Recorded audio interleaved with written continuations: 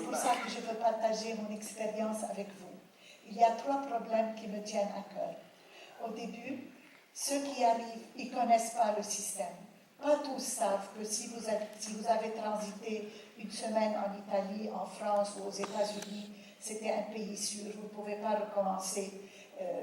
Alors, ils ne savent pas. Deuxièmement, ils ne savent pas qu'ils doivent raconter leur histoire de façon crédible, de façon sincère. Ils ne savent pas. Il y a des conseillers qui leur vendent des histoires toutes prêtes et après, ils échouent parce que ce n'est pas leur histoire. Ça me tient à cœur. Il faudrait qu'ils soient informés de leurs droits dès leur arrivée pour éviter les déceptions. Deuxièmement, je suis désolée de voir les délais inhumains, 2 ans et demi, avant d'être acceptés ou refusés. C'est une épée de Damoclès.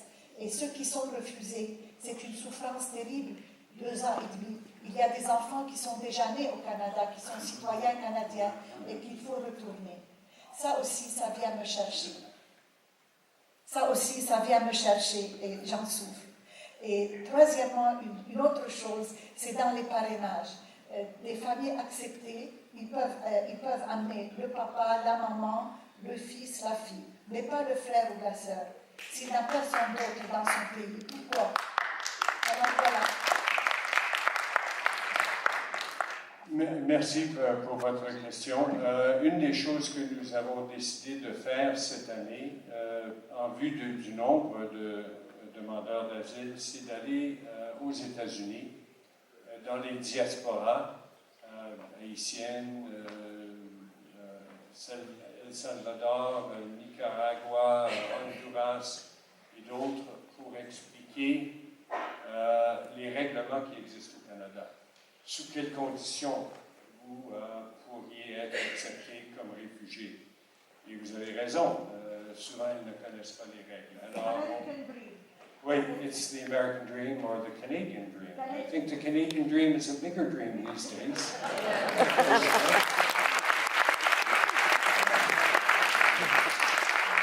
But it is important.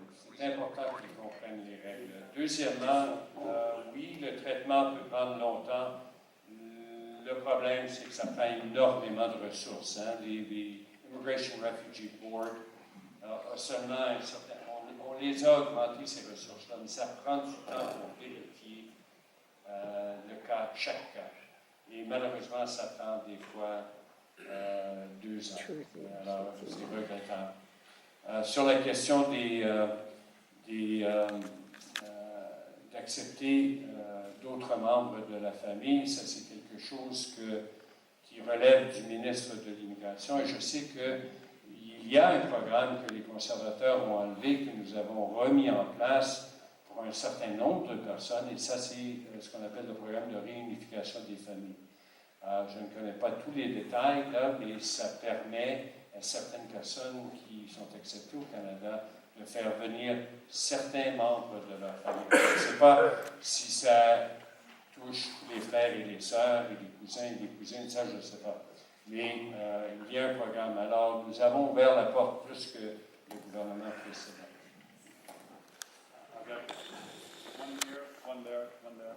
Okay. Bonsoir, je vous remercie beaucoup pour cette belle soirée. Merci. Je voudrais savoir, depuis 7-8 ans, le gouvernement canadien a permis le voyage direct du Canada à Beyrouth et de Beyrouth au Canada. Et les avions étaient pleins. Il y avait 7-8 avions de Air Canada. Aussi, 7-8 avions de la Middle East étaient pleins. Et du jour au lendemain, la veille, l'ordre est arrivé, on annule, ce n'est pas permis. Pourquoi? Parce qu'il y a la sécurité. Mais il y a des avions Air Canada qui viennent de Beyrouth, qui passent par Londres et qui viennent jusqu'à Montréal. Et il y a des avions même qui viennent de Beyrouth jusqu'à Paris et de Paris jusqu'à Montréal. C'est les mêmes avions. Donc on a peur qu'il y ait des histoires. Ça passe par... Ce sont des avions directs. Il y a des avions de Air France ou de British Airways qui vont à Beyrouth, mais les avions canadiens ne vont pas directement entre Beyrouth et le Canada. Et c'est arrivé après 11 septembre 2001, après 9/11. C'est pour ça. Alors, parce que le monde a changé et le terrorisme est apparu, et parce que il y a certains facteurs comme la présence dans le gouvernement du Liban de Hezbollah, qui a des liens politiques avec et des liens reliés au terrorisme, c'est problématique en ce moment. Et je sais que les avions seraient pleins parce qu'il y a beaucoup de Libanais, non seulement ici à Montréal, il y en a beaucoup ici, mais même dans d'autres villes au Canada. Mais il faut que la situation de la sécurité soit adressée et à la satisfaction du gouvernement du Canada sur l'enjeu de la sécurité. Parce que si quelque chose se produisait, le gouvernement du Canada serait blâmé. Et je regrette que ça cause des inconvénients, mais il faut qu'on s'adresse à la question de la sécurité. J'espère que ça va changer un jour. J'espère, vraiment. J'espère, vraiment, parce que je sais qu'il y a beaucoup de personnes qui aimeraient faire le vol directement, et je les comprends.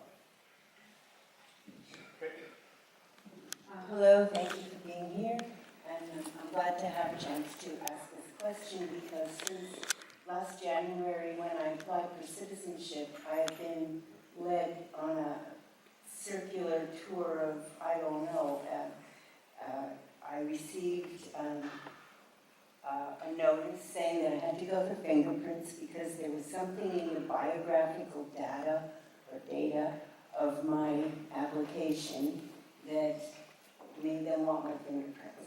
So, they didn't tell me what this is about. I have no idea. I mean, I'm just a normal... Did you ask them? I can't find out anything from anyone. I went down to... First I was told, come for either your citizenship test or a hearing about your documents. And I talked to a person there and explained my situation. And no questions were asked about anything unusual in my life or anything. Okay, so the next thing is that I went for fingerprints, but because I'm like 72 years old, I don't have fingerprints. They're gone. Washing dishes, you know, all that, it takes your fingerprints away. So that you know that.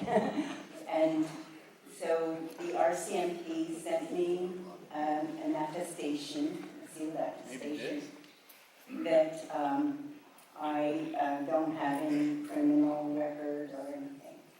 So, but the thing is that when I went to have the fingerprints done, I had to go twice because they couldn't get fingerprints on the glass, so they had to go for the ink and still didn't get fingerprints. So I went to ask them, you know, what's happening here, because what I got from just briefly, earlier this month, I received a final request for fingerprints. That's after I already went with the fingerprints and did everything that I was supposed to do. And it surprised me because I had my fingerprints taken, 2 sets, in last March. And then on page 2 of the request for fingerprints, it says, 3, what happens next? The agency sends the fingerprint form directly to the RCMP and advises the appropriate office that the fingerprints have been forwarded. Once the fingerprints are received by the RCMP, the results are sent to the citizenship office and the processing of your application continues. After that, I got a final request for fingerprints. Now, in the meantime, and this may sound familiar to you because I was in contact with the office about it, the RCMP sent me a notice saying, well, according to our records, you don't have to pay, because now this is the other issue. After paying for the citizenship application fee, I was then had to pay almost $100 extra, unexpectedly, to have my fingerprints taken. The RCMP said, oh, well, you don't have to pay for these, so we're returning your check to you. I paid by Visa. We're returning your check. They sent me someone else's check. Right. And then I returned. This sounds like a bit of a horror story. I'm sorry, but I'm so stressed out over it.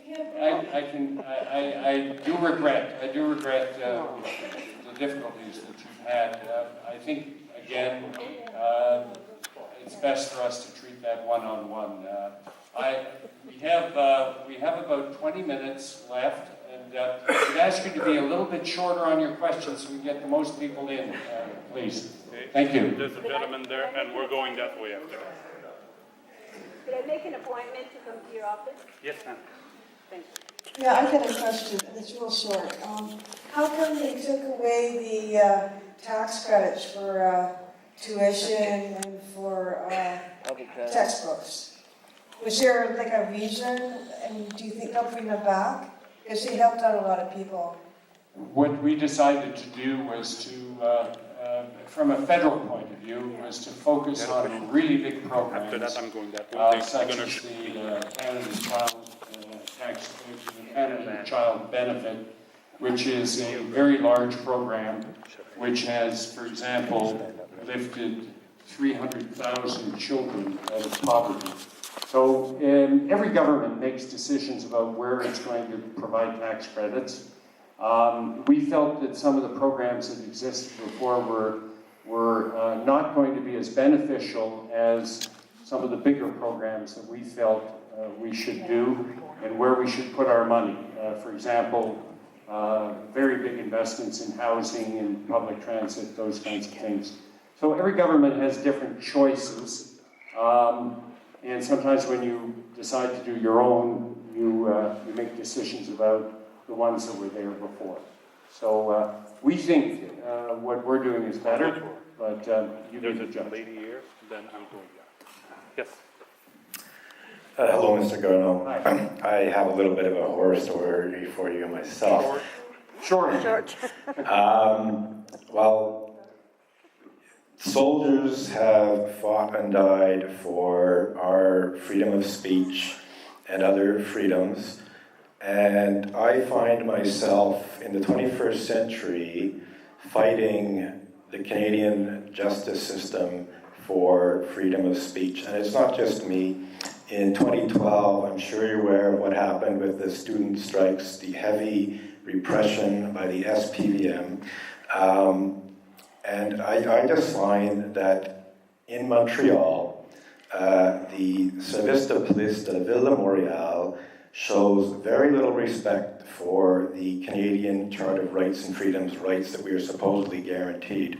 I do a one-man protest in front of the Unitarian Church in Montreal. It has been repeatedly interfered with. Maybe just move your microphone a little bit further away from you. My protest has been repeatedly interfered with. I've had false criminal charges brought against me. And I've even been falsely accused of violating Canada's blasphemy law. This was in a cease and desist demand that it was not acted upon. My question to you is this. What can you do as my representative and as a representative of Montrealers to ensure that the SPVM and perhaps more broadly the justice system doesn't allow these kinds of abuses to happen? And maybe I should ask you specifically regarding the blasphemous libel accusation, which, as I said, it was just in a demand letter. It was not. I was never charged. But is it possible for you, or the Justice Minister, or the Prime Minister to make a statement about that, to demand an explanation of why I was accused of this criminal act and why it hasn't been withdrawn? Well, thank you for your question. I don't know your particular circumstances, but from a federal point of view, we are a party of the Charter of Rights and Freedoms. So you have the freedom to express yourself in this country. All Canadians do, as long as you do it legally. And if your rights have been infringed, and you feel they've been infringed, you should have recourse. Now, Quebec also has a Quebec Charter of Rights as well. So I don't know your particular circumstances, sir. The SPVM is not a federal responsibility, but if you feel that your rights were not respected, then you need to come forward and you need to get a lawyer to bring forth the fact that you were not treated within your rights. That's all I can say to you at this particular point without knowing your particular circumstances. Yes. Good evening, Mr. Garneau. Thank you for being here. My name is Tanya Kalishev, and the question was already brought up by somebody else. It was about immigration and family reunification. And this is something that affects me personally. And I would like you to bring this up with the Minister of Immigration. Because it makes no sense that immigration can only be like upwards or downwards, parents, sons, that direct line, instead of being lateral too. Brothers and sisters are very important in family reunification. And the fact also that they're probably younger than parents and can bring more economic benefits in the sense that they will be working, paying taxes. They have children who will also be taxpayers, Canadians, whereas the parents are more on the other end of their useful, this is sort of cruel to say, but it's a reality. They are older than the other one. And they will cost our country more. Okay, so I mean, I will convey what you've said to the Minister of Immigration, but you should realize that it's in the context of a lot of people want to immigrate to Canada. A lot of people want to come to Canada. And so there's decisions to be made about how many members of family can be part of that for reunification purposes. So it's a very difficult equation to compose with, because if we go laterally with a whole bunch of additional relatives, then it cuts down on our pool of how many people, because the country wants more immigrants, but we can only absorb so many at a time. So it's that kind of a decision. But I will relate to the Minister what you have said.